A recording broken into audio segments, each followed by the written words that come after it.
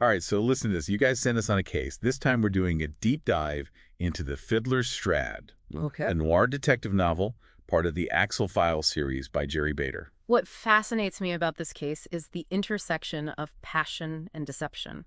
It's not just about the money tied to a Stradivarius violin, Yeah. but its historical significance and the emotional weight it carries for the characters. Ooh, I love when a story has layers like that. Yeah. So for those of us not familiar with Jerry Bader, fill us in. Sure. What's his writing style like? Well, Bader is incredibly versatile. Okay. He's written everything from screenplays to biographies. He's best known for his noir detective spy and crime novels. Uh-huh. This Axel Files series is right up his alley. Okay, so we're in good hands for a thrilling mystery. Absolutely. And the mystery here kicks off with a bang. Yeah. We've got this priceless violin, the Morello Stradivarius, owned by a renowned violinist, Edith Morello Bauer, and it vanishes decades before the story even starts. Edith was known for being a bit of a diva, difficult to work with. Oh, really? It makes you wonder if someone finally got fed up and decided to silence her and her violin. No, that's a dark thought. Yeah. But the book tells us she died of natural causes. Right. So no foul play there. Right. The violin, however, goes missing shortly before her death. Yeah. And the FBI investigation hits a dead end, remaining unsolved for 30 years. 30 years? That's a long time for a case to stay cold. It is. Enter Axel Webb, our protagonist. Okay. He's a private investigator with a style all his own. Right. Think of a modern-day Mike Hammer, but with a dry wit and a love for old-school jazz. Okay. I'm already intrigued. Good! He sounds like my kind of detective. Yeah. So who calls on Axel to crack this decades-old case? He gets hired by Vladimir Bach, a reformed Russian gangster with a soft spot for his girlfriend, Lena. Bach's love for Lena is the driving force here. Okay. He wants to find the violin for her as the ultimate romantic gesture. Oh, that's so sweet, until you remember he's a reformed gangster. Right. Yeah. Suddenly, the stakes feel much higher. Exactly. The story isn't just about recovering a lost heirloom. Right.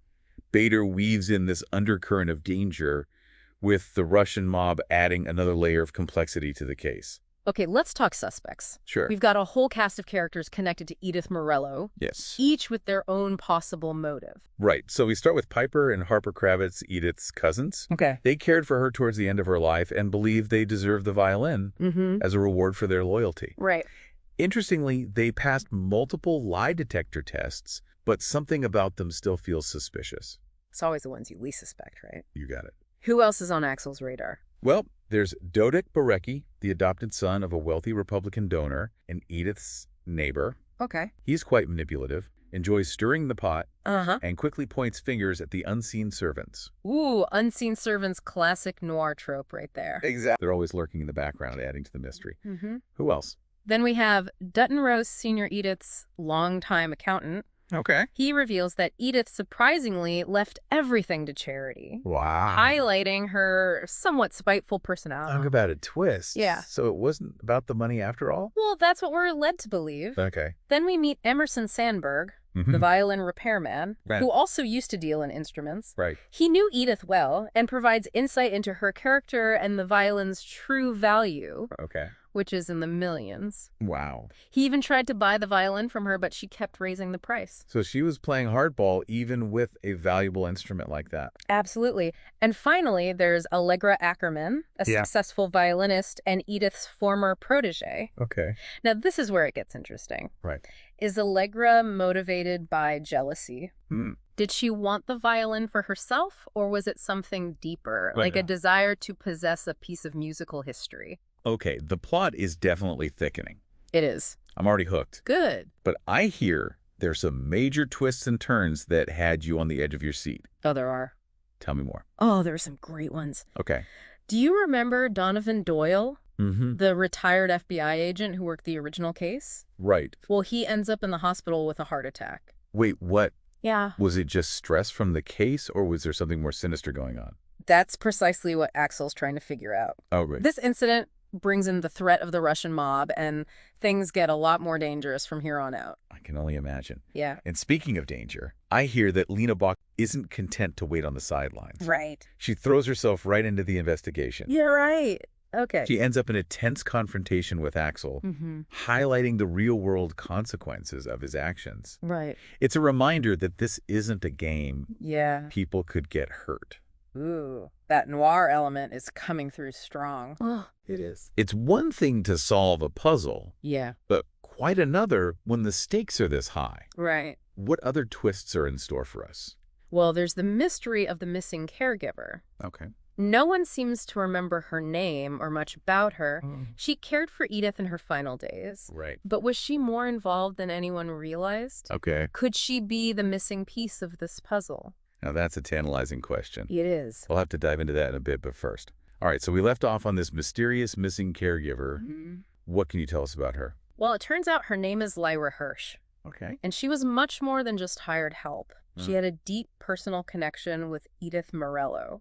Ooh, this is getting interesting. Yeah.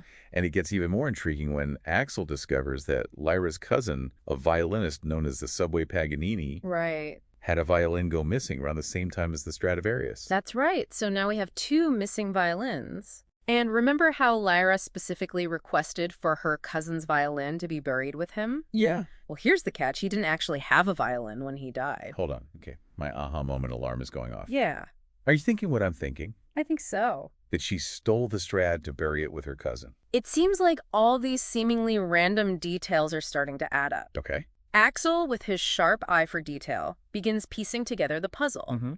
He realizes the theft might not be driven by greed, as one might initially suspect, Right. but by something much deeper sentimentality. You're saying Lyra stole the Stradivarius to bury it with her cousin. Right. That's wild. Talk about love and loss clouding judgment. Exactly. Driven by grief and a desire to honor her cousin's memory.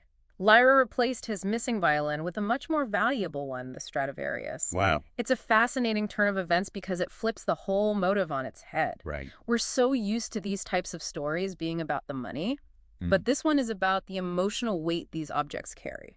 This is why I love these deep dives. Yeah. The answers were hidden in plain sight the whole time. They were. It just took someone like Axel, with his keen observation skills, to connect the dots. Right. What's so captivating about the Fiddler Strad is that it reminds us that sometimes the simplest explanation, Yeah. even if it's driven by emotion rather than cold logic, can be the right one. Absolutely. It's a brilliant exploration of human nature and how far we're willing to go for those we love. Yeah. But the story doesn't end there. Oh. Just as Axel solves the case, he gets called away on another assignment in Tokyo. No way. Talk about bad timing. I know, right? He doesn't even get to see his theory play out. He has to leave the final resolution to Doyle and the FBI. Oh, man. In the end, the Stradivarius is indeed recovered from the cousin's casket. Lyra is arrested, and Doyle unfortunately gets all the credit. Oh, poor Axel. I know. Always the bridesmaid, never the bride. Exactly. It seems like he's always one step away from getting the recognition he deserves. I know, right? But in a way, I think this ending fits perfectly with the overall theme. It adds a layer of bittersweetness where love and loss are intertwined, even in the resolution. So what does it all mean? Well, What's the takeaway for us after diving deep into the Fiddler Strad? the book doesn't offer easy answers. Okay. It presents us with a morally ambiguous situation and leaves us to grapple with the implications. Uh-huh. On one hand, we have Lyra's act of love and devotion, Right. and on the other, a theft of a priceless artifact. Yeah. It makes us question our own moral compass and what we might do in similar circumstances. Right. Would we act out of love, even if it meant crossing a line? It's definitely a question that lingers long after you finish the book. It is. What stood out to you the most about Bader's writing style? Bader masterfully creates suspense. Okay. He weaves together seemingly unrelated details and characters, slowly drawing you deeper into the mystery. Uh-huh. The atmosphere is thick with that classic noir feeling, and you're constantly on edge waiting for the next twist or revelation. You mentioned his talent for crafting compelling characters. Yes. Who would you say is the most memorable character in the Fiddler's Strad? For me, it's Lyra. Okay. She's the heart of the story, even though she's not always physically present. Right. Her actions drive the plot forward, and her motivations, while complex, are ultimately rooted in love. Yeah. Bader doesn't shy away from portraying the complexities of human emotions, even when those emotions lead to morally questionable choices. You're right. Lyra's quiet presence casts a long shadow over the entire narrative. It does. And what about Axel? Yeah. Did he live up to the modern-day Mike Hammer image you painted earlier? Absolutely. He's got the wit, the charm, and that old-school detective grit. Uh-huh. He's also a flawed character, making him even more relatable. Right. He's not always right, and he struggles with his own demons, Yeah. but he's ultimately driven by a desire to seek the truth.